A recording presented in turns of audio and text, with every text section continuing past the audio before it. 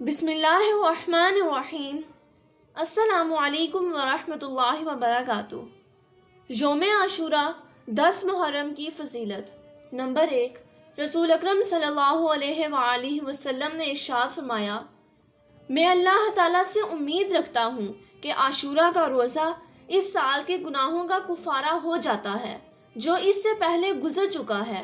Number 2، رسول اکرم صلی اللہ علیہ وآلہ وسلم نے فرمایا کہ تم عاشوراء کا روزہ رکھو اور اس میں یہود کی مخالفت کرو، اور وہ اس طرح کہ تم ان سے ایک دن پہلے کا یا ایک دن بعد کا روزہ رکھو۔ نمبر 3، رسول اکرم صلی اللہ علیہ وآلہ وسلم نے ارشاد فرمایا کہ جس شخص نے عاشوراء کے دن اپنے اہل و عیال پر خرچ کرنے میں فراخی و کشادگی کی تو اللہ تعالیٰ اس پر تمام سال رزق میں فراخی فرمائیں گے۔ ان احادیث سے عاشوراء کے روزہ کی فضیلت 9ویں یا 11ویں محرم کا روزہ 10ویں کے ساتھ ملانا اور اپنے اہل و عیال پر اپنی حیثیت کے موافق فراخی کرنا ثابت ہے۔ باقی خرافات جو اس مقدس مہینے میں رواج پا گئی ہیں قابل ترک اور بے اصل ہیں۔